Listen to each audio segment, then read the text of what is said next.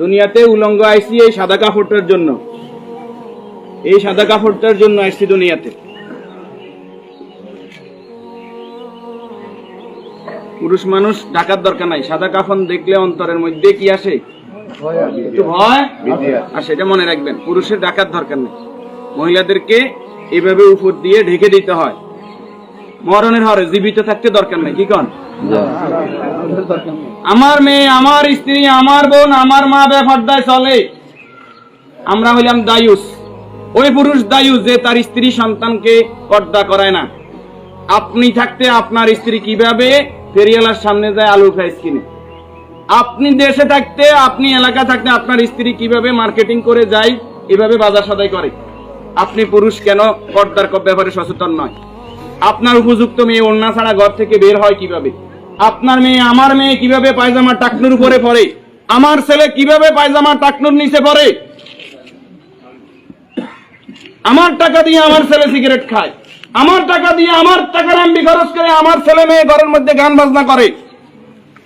আপনি পুরুষ উদাসীন, আপনার খবর নাই। খোদার কসম, দায়ুস ওই পুরুষ যে পুরুষ তার পরিবারকে দিন শিক্ষা দেয় না, কোরআন শিক্ষা দেয় না, পর্দার কথা বলে না, আর দায়ুস জাহান্নামে যাবে।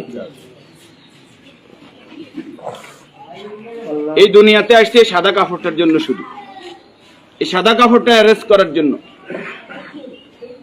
কিন্তু এই সাদা কাপড়টাও নিজের টাকায় কিনা হয় না, নিজের টাকায় কিনা হয় না, আত্মীয় স্বজন কেউ না কেউ।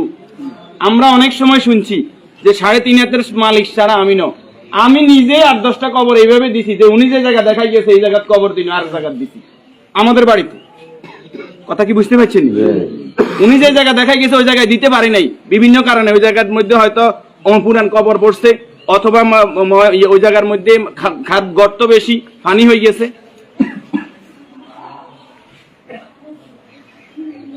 তাহলে আমার শেষ জায়গাটাও আমার নির্দেশনা মতো হয় না, পরিবারে যারা আছে তাদের নির্দেশনা মতো হয়।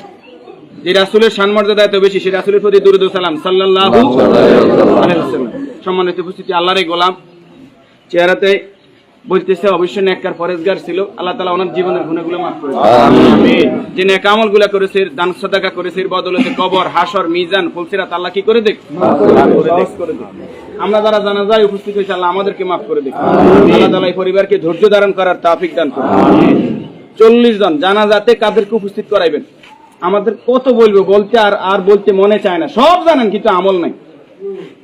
আপনি জানেন যে আত্মীয়তার সম্পর্ক নষ্টকারী জাহান্নামে যাবে, আপনি নিজেই সেই সম্পর্কটা বারবার নষ্ট করেন। আপনি জানেন যে আগে সালাম দিতে হবে, আপনি সালাম দেন না। আপনি জানেন যে নিজের জন্য যেটা ভালো মনে করি অপরের জন্য সেটা ভালো মনে না করলে আমি ইমানদার নয়। আপনি জানেন প্রতিবেশীর হক নষ্ট করলে ইমানদার নয়। কই নাই, সব শুধু জানি, আমল করি না। আমাদের মাঝ থেকে আমলটা দূরে সরে গেছে। এই নেককার গোলাম জানাজাতে নামাজি ফরেজগার লোক, শিরিক মুক্ত লোক, আপনার দৃষ্টিতে যিনি শিরিক মুক্ত, এরকম 40 জন লোক যদি দোয়া করে আল্লাহ তাআলা ওই দোয়া কি করে? 40 জন হাইবেন, আইতেন ন। উনি নামাজি ফরেজগার, উনি হয়তো আপনি মনে করেন যে মাজারে সেজদা দেন শুধু কবিরা গুনাহ, মাজারে সেজদা দেন বুঝি শিরক। শনিবার মঙ্গলবার কি শিরক না? শনিবার মঙ্গলবার হিসাব করা শিরক না? নি শিরক, এটাও শিরক। এই যে জাদু টোনা করা, এটা কি শিরক না? নি গণকের কাছে যাওয়া, বান্দর গনাইতে যায়, মানুষ গনাইতে যায়, চুরি করছে কে, আনা চাইতে যায়, এগুলো সবগুলো কি বড় শিরক। যেটা জনগণ সকল ক্ষমতার উৎস, ঠিক না? নি জনগণ সকল ক্ষমতার উৎস, সকল ক্ষমতার মালিক কে? তো যেই দল, যেই সংগঠন, যেই রাজনীতি আমাকে বলে জনগণ সকল ক্ষমতার উৎস, এই রাজনীতি করা কি শিরক না? এই জিনিসটা কেন বুঝিনি আমরা?